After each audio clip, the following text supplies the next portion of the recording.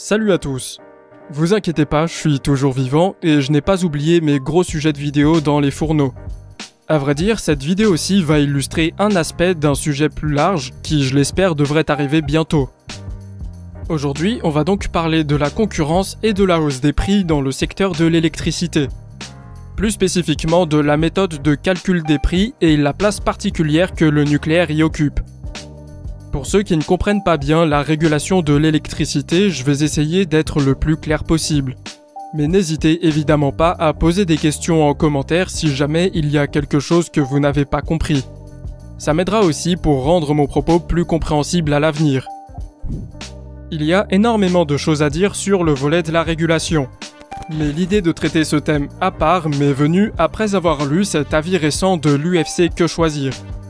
En bref, elle demande plus de transparence sur la régulation de l'électricité, et notamment sur le nucléaire, dans l'intérêt du consommateur. C'est-à-dire dans l'intention de proposer aux usagers un meilleur aperçu des coûts et avoir des prix aussi bas que possible. Cette demande est formulée dans un contexte où EDF pourrait bien être restructurée et la régulation de son électricité nucléaire modifiée. Si cette demande est tout à fait louable et part sans doute d'une bonne intention, il y a cependant un énorme souci de cohérence quand on regarde de plus près. Pour rappel, l'UFC Que Choisir fait partie des 15 associations nationales agréées de défense des consommateurs, comptant quelques 138 000 membres ainsi que 4 500 bénévoles. Sur la question de l'électricité, toutes les assos ne tirent cependant pas les mêmes conclusions. On aura l'occasion d'y revenir. Mais celle de l'UFC, à titre de défenseur des consommateurs, mérite qu'on s'y attarde un peu. Avant d'entrer dans le vif du sujet, je vous propose de faire quelques rappels et mises au point. Aujourd'hui, les tarifs réglementés de vente d'EDF, ou TRV, sont composés de 3 parties à peu près équivalentes. La fiscalité, donc divers taxes et prélèvements, les tarifs d'utilisation du réseau électrique, qui servent à financer différents investissements pour le transport et la distribution, et pour finir, les coûts de fourniture, soit les coûts de production et de distribution, les marges commerciales, etc. C'est entre autres sur ces tarifs que les fournisseurs alternatifs s'appuient pour proposer une offre concurrentielle à celle d'EDF. Par exemple, avec des offres revendiquant un tarif moins coûteux que le TRV de quelques pourcents. Cependant, après plus d'une dizaine d'années de libéralisation, sous l'impulsion des directives européennes, le constat est indéniable. Les baisses de prix escomptées ne sont pas là. Au contraire, d'après l'INSEE, non seulement ceux-ci ont grimpé d'environ 50% en 10 ans, mais en plus, ils prennent une part plus conséquente dans les dépenses des ménages français. Je vous propose qu'on fasse un petit récapitulatif des différentes raisons de ces hausses. Petit rappel important au passage, ces hausses ne sont pas décidées à l'initiative d'EDF, mais par une autorité publique indépendante qu'est la Commission de régulation de l'énergie. Entre 2009 et 2016, elle découlait en grande partie de la fiscalité. En particulier la CSPE, qui a quintuplé sur cette période et qui servait à financer le soutien aux énergies renouvelables. Le montant est depuis gelé et le financement n'est plus assuré par les factures d'électricité. Mais ça, c'est une autre histoire. Par la suite, les hausses provenaient également des coûts d'utilisation du réseau, même si celles-ci étaient plus légères. Ça n'est pas à dire pour autant que les coûts de fourniture et la concurrence n'ont pas eu de rôle, bien au contraire. Et c'est sur ce point que l'UFC Que Choisir souhaite attirer notre attention. Mais nous allons le voir avec une analyse quelque peu questionnable. Elles mettent alors en cause les coûts d'approvisionnement en électricité. Les hausses récentes proviendraient d'une part de la méthode de calcul dite par empilement des coûts, et d'autre part de la régulation du nucléaire à travers un tarif plafonné dénommé l'AREN. Arrêtons-nous un instant là-dessus. AREN signifie accès régulé à l'électricité nucléaire historique. Pour résumer, c'est un dispositif instauré en 2011 par les pouvoirs publics afin que la France et EDF soient jugés conformes aux règles de concurrence européennes. Il oblige EDF à céder à ses concurrents jusqu'à un quart de sa production nucléaire annuelle, soit 100 TWh par an et ce au prix fixe de 42 € le mégawattheure. Retenez ce montant, on aura l'occasion d'en reparler. Si les prix de marché sont au-dessus du dit tarif, alors les fournisseurs alternatifs achèteront l'électricité nucléaire au prix plafond. Mais à l'inverse, si les prix tombent en dessous de 42 € le mégawattheure, alors ils ne vont pas s'embêter à payer l'électricité plus chère. Cela revient à dire qu'EDF subventionne ses propres concurrents. On peut raisonnablement qualifier un tel dispositif d'absurde, étant donné qu'il a pour seul effet d'affaiblir l'électricien historique, à la fois producteur et vendeur donc, afin de lui opposer une concurrence artificielle. L'UFC estime donc que ce dispositif, allié à la méthode de calcul des TRV, sont responsables des récentes hausses des coûts d'approvisionnement en électricité. Ça n'est certes pas totalement faux, mais le raisonnement est à l'envers. Et si l'on pousse cette logique jusqu'au bout, elle aboutit à une conclusion proprement délirante. Mais ça a au moins le mérite d'illustrer l'équilibre impossible de la régulation, qui tient en bonne partie à la place du nucléaire et de l'électricien historique. On va prendre un peu de temps pour comprendre tout ça. Je vous mets à l'écran la formule de calcul de la partie énergie des TRV. On a en temps ordinaire 70% du coût donné par le tarif ARENH et 30% par un complément calculé sur les prix de marché des 24 derniers mois. Il faut d'abord savoir que les prix de marché ont augmenté depuis 2017-2018 en raison d'une reprise économique, mais aussi en raison des cours du pétrole et du gaz qui ont augmenté après une période de baisse, elle-même liée aux précédentes crises. Assez intuitivement, l'ARENH est devenu plus avantageux par rapport aux années précédentes, où les prix de marché étaient autrement plus bas. Au début des années 2010, en raison du niveau des prix, les demandes en ARENH étaient faibles, et même complètement inexistantes en 2016. Puis, avec la reprise et l'arrivée de nouveaux fournisseurs alternatifs, le dispositif a tourné à plein régime en 2017 et en 2018. On en arrive maintenant à 2019 et au phénomène que dénonce l'UFC Que Choisir. Cette année-là, le total des demandes d'ARENH des alternatifs atteignait 133 TWh. Le plafond légal de 100 TWh a donc été dépassé, et le régulateur a réduit la demande des fournisseurs proportionnellement au surplus constaté, ce qui a résulté en une livraison de 75% du total des demandes. Le régulateur a donc estimé que la part ARENH dans le calcul des coûts serait cette fois-ci 3/4 des 70% habituels, soit 53%. Les 17% restants ont été donnés par un autre complément, calculé en fin d'année où les prix sont plus élevés que la moyenne. De fait, lorsqu'ils sont au-dessus du tarif ARENH, ce qui est pratiquement inévitable, cela aboutit à une hausse supplémentaire. Ce qui a bel et bien été le cas avec un complément à 59,4 € le mégawattheure contre les 42 habituels. Pour mieux vous représenter tout ce bordel, je vous ai trouvé un graphe à noter dans un des rapports de la Commission de régulation de l'énergie. On voit plus clairement ce que je viens d'expliquer sur les prix de la période qui sert à calculer ce complément. Et l'on identifie aussi les différentes moyennes de prix lissées, avec celle pour le TRV de 2019 plus élevée que les précédentes. En somme, cette augmentation de 2019 est due d'une part au prix de marché et d'autre part à un gonflement artificiel lié à une demande trop importante des concurrents.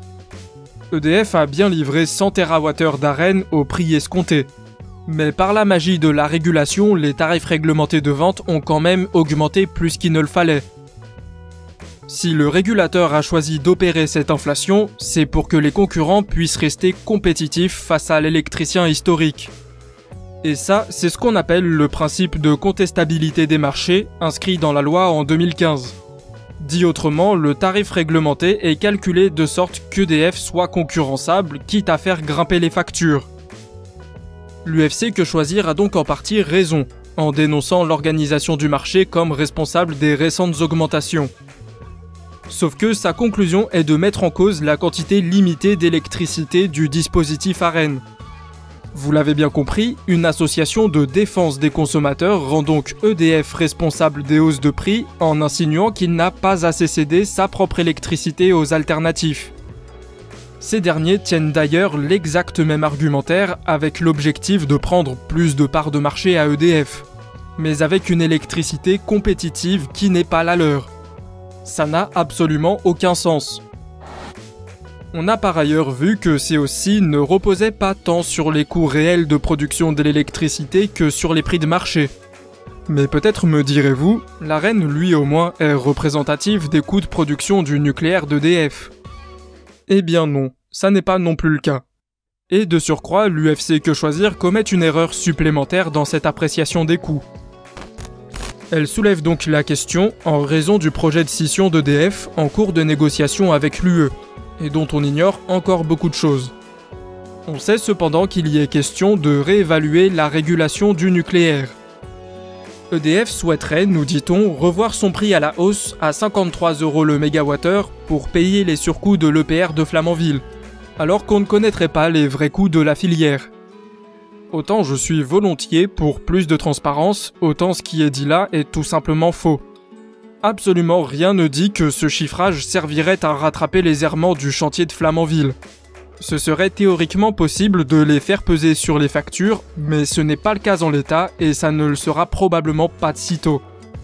En revanche, il y a eu bien assez de travaux et rapports faits sur les coûts du nucléaire par différentes institutions. Il y a plusieurs chiffrages, mais à titre d'exemple, on peut prendre le rapport de la Cour des comptes de 2014 qui a suffisamment détaillé sa méthode de calcul.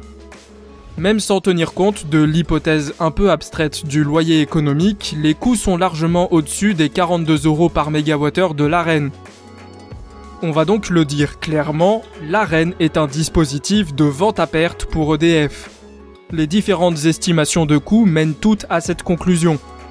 Soit c'est une erreur de bonne foi de la part de l'UFC et le travail n'a pas été fait correctement, soit c'est du foutage de gueule pur et dur.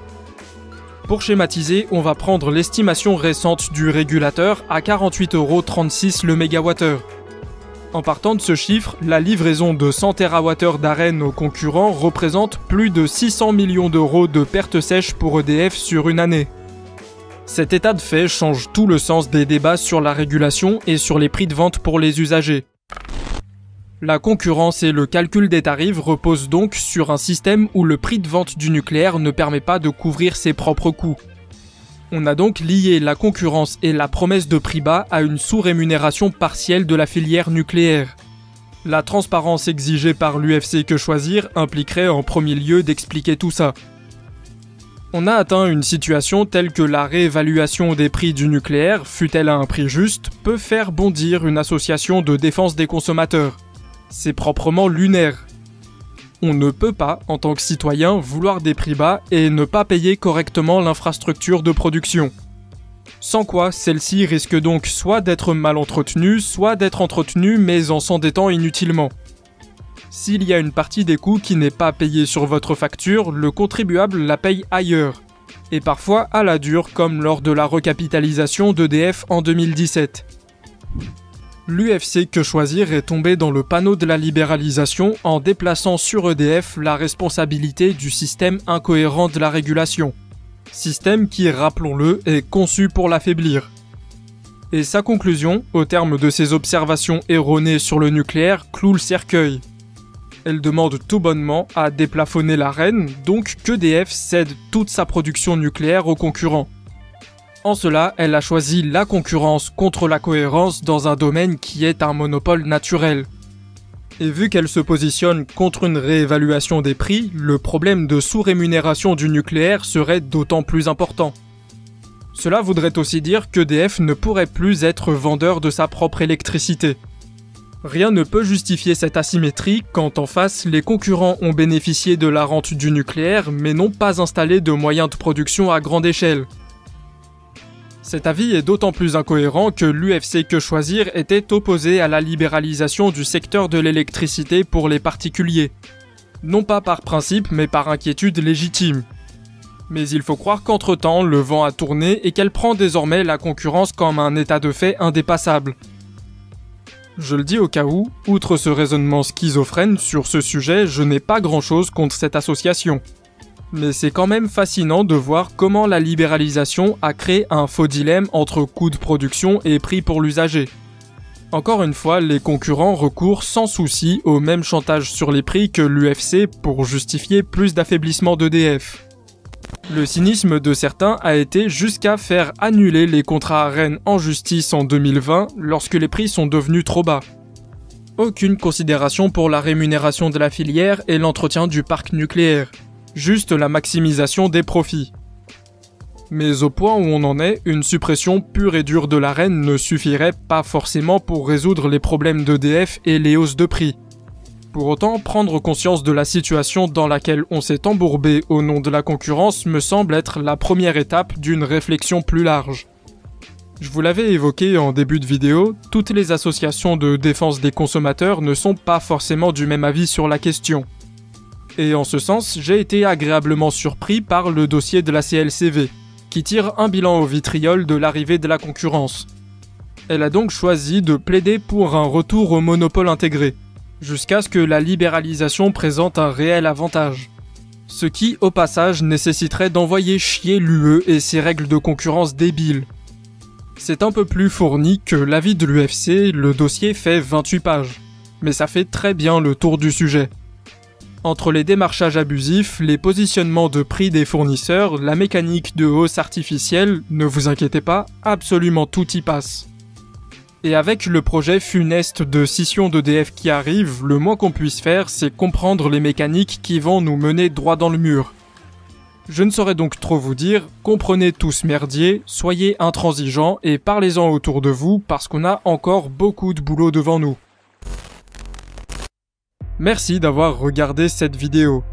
J'espère que ce petit exposé vous aura paru suffisamment clair. Encore une fois, n'hésitez pas à poser vos questions en commentaire si vous n'avez pas compris quelque chose. Mais vous pouvez aussi commenter, mettre un pouce en l'air pour le référencement et partager cette vidéo pour montrer ce paradoxe de la défense des consommateurs. Je pense que ça peut pas faire de mal. C'était une façon pour moi d'aborder une sous-partie d'une question plus large sur EDF et j'espère pouvoir vous la sortir bien assez tôt. Sur ce, j'y retourne, je vous dis à la prochaine, prenez soin de vous, prenez soin de vos proches, c'était le Rectorat, ciao!